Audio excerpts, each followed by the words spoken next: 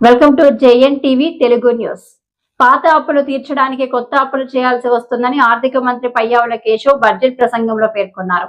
గత ప్రభుత్వంలో రాష్ట్రం 9.74 లక్షల కోట్ల అప్పులతో ఆర్థికంగా విధ్వంసం అయింది. మేము చేస్తున్న అప్పు ఉత్పాదకతకు ఖర్చు చేస్తున్నాం. ఆర్థిక సంక్షోభం నుంచి ఇంకా బయటపడలేదు అని అన్నారు. ఎస్ఈజెడ్ పోర్టు 32% వంటి కొత్త పోర్టులు ప్రాజెక్టులు వేగంగా పురోగమిస్తున్నాయి. 1523 కోట్లతో ఫేజ్ 1 మత్స్యకార హార్బర్ల ఆధునీకరణ పనులు ముగింపు దశలో ఉన్నాయి.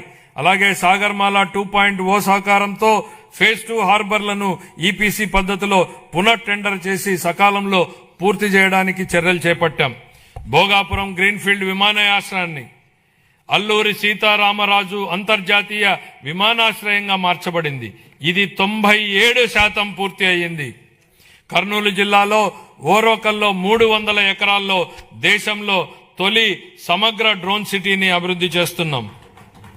రతన్ టాటా ఇన్నోవేషన్ హబ్ ను రాష్ట్ర ప్రధాన నవకల్పనల వేదిక స్థాపించబడింది. అమరావతి క్వాంటమ్ వ్యాలీ మరియు క్వాంటమ్ కంప్యూటింగ్ సెంటర్ స్థాపన ద్వారా ఆంధ్రప్రదేశ్ డీప్ టెక్ రంగంలో అగ్రగామిగా నిలుస్తోంది.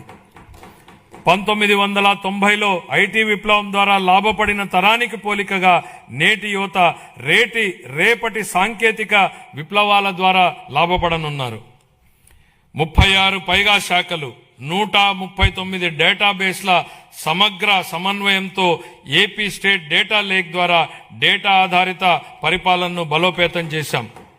మన మిత్ర వాట్సాప్ సేవలను 150 నుండి 900కు పైగా పెంచి పౌరులకు వేగవంతమైన సేవలు అందిస్తున్నాం. దీని ద్వారా పౌరుల ప్రభుత్వ కార్యకలాపాలు భౌతిక సందర్శన గణనీయంగా తగ్గడమే కాకుండా నిర్ధారించిన సమయంలో పౌర సేవలను పొందగలుగుతున్నాం.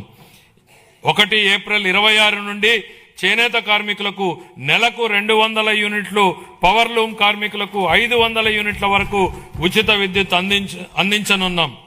దీనివల్ల 1,00,000కు పైగా కుటుంబాలు లాభపడతాయి. పరిశ్రమలు వాణిజ్య శాఖకు 3,161 కోట్లు, మౌలిక సదుపాయాలు పెట్టుబడుల శాఖకు 1,283 కోట్లు, సమాచార సాంకేతికం కమ్యూనికేషన్ శాఖకు 536 కోట్లను ప్రతిపాదిస్తున్నాను. పౌర సరఫరాల శాఖ దీపం 2.0 కింద 1.8 కోట్ల మహిళలకు సంవత్సరానికి 3 ఉచిత ఎల్పీజీ సిలిండర్లను అందిస్తూ 2,897 కోట్లను వారి ఖాతాల్లో జమ చేశాం.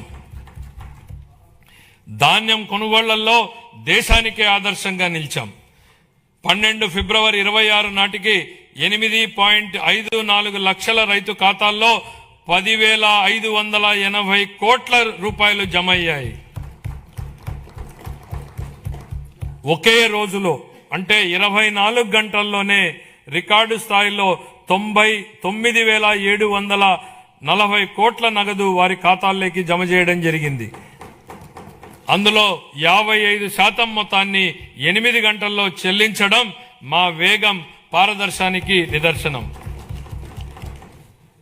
26-27 ఆర్థిక సంవత్సరానికి పౌర సరఫరాల శాఖకు 3,821 కోట్ల రూపాయలను కేటాయింపును ప్రతిపాదిస్తున్నాను.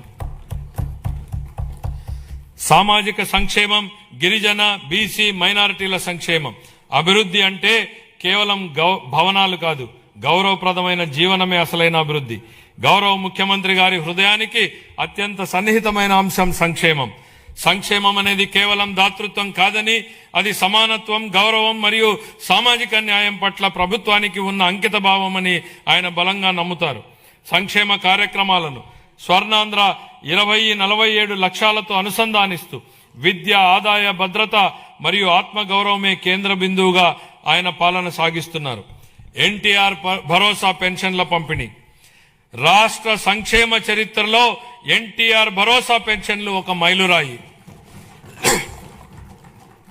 లక్షలాది కుటుంబాలకు పెద్ద కొడుకులా గౌరవ ముఖ్యమంత్రి గారు స్వయంగా లబ్ధిదారుల ఇళ్లకు వెళ్లి పెన్షన్లను అందజేస్తూ వారికి భరోసాను కల్పిస్తున్నారు. దేశంలో మరెక్కడా లేని విధంగా డీబీటీ ద్వారా 4,000 నుండి 15,000 రూపాయల వరకు పెన్షన్లను అందిస్తున్న ఏకైక రాష్ట్రం ఆంధ్రప్రదేశ్. గత 19 నెలల్లో 58,000 కోట్ల కంటే ఎక్కువ విలువైన పెన్షన్లను లబ్ధిదారులకు పంపిణీ చేయడం జరిగింది. ఆర్థిక ఒత్తిడి ఉన్నప్పటికీ సూపర్ 6 ను విజయవంతంగా అమలు చేశాం. ఎస్సీ, ఎస్టీ, బీసీ, ఈడబ్ల్యూఎస్ మైనారిటీలకు fee reimbursement, post matric scholarship, auto డ్రైవర్ల సేవలో, మత్స్యకారుల సేవలో ఉచిత విద్యుత్ వంటి పథకాలను అమలు చేస్తున్నాం. జూన్ 24 నుండి ఇప్పటి వరకు చేపట్టిన 743 సంక్షేమ హాస్టళ్ల మరమ్మతులు మరియు రెసిడెన్షియల్ పాఠశాలల పునరుద్ధరణలో పిల్లల పట్ల మా ప్రభుత్వం చూపే శ్రద్ధ స్పష్టంగా కనపడుతుంది. పిల్లలు చదువుకోవడానికి స్వచ్ఛమైన తాగునీరు, టీవీ, రియల్ టైం పర్యవేక్షణలు కల్పించి వారి ఆరోగ్యం మరియు భద్రతా వ్యవస్థలను మెరుగుపరుస్తున్నాము. వీరికి మరింత సౌకర్యాల కల్పన కోసం హాస్టళ్లు మరియు రెసిడెన్షియల్ పాఠశాలల కోసం నేను 300 కోట్లు కేటాయించాలని ప్రతిపాదిస్తున్నాను. 25-26 మధ్యకాలంలో వివిధ పథకాల ద్వారా మైనారిటీ సంక్షేమం కోసం మేము 3,766 కోట్ల రూపాయలను ఖర్చు చేశాం. చాలా కాలం క్రితం మూలన పడిన ప్రధానమంత్రి జన్ వికాస్ కార్యక్రమంను పునరుద్ధరించాం. 3 సంవత్సరాలుగా నిద్రాణంగా ఉన్న రాష్ట్ర వక్ఫ్ బోర్డును పునరుద్ధరించాం. మైనారిటీలకు ఆర్థిక సహాయంలో భాగంగా ఇమాంలకు గౌరవ వేతనం 10,000, మౌజన్లకి 5,000, పాస్టర్లకి 5,000 మరియు చదువులో వెనుకబడిన విద్యార్థులకు ఎంట్రన్స్ కోచింగ్ వంటి కార్యక్రమాల ద్వారా మా ప్రభుత్వం రాష్ట్ర వ్యాప్తంగా మైనారిటీ వర్గాల విద్యా పురోగతి, ఆర్థిక సాధికారత మరియు సామూహిక అంశాలపై దృష్టి సారించింది. ఉన్నత విద్య మరియు వృత్తి విద్యను అభ్యసించే బీసీ విద్యార్థులకు పూర్తి ట్యూషన్ ఫీజు రీయింబర్స్మెంట్, అలాగే పోస్ట్ మెట్రిక్ విద్యార్థులకు నిర్వహణ భత్యం ఇవ్వబడుతుంది. కల్లుగీతు కార్మికులకు మద్యం దుకాణాలలో 10% రిజర్వేషన్లు కల్పించాం. నాయి బ్రాహ్మణుల సెలూన్లకు ఉచిత విద్యుత్తును నెలకు 200 యూనిట్లకు పెంచాం. వడ్డెర కులస్తులకు మైనింగ్ లీజులో 15% రిజర్వేషన్లు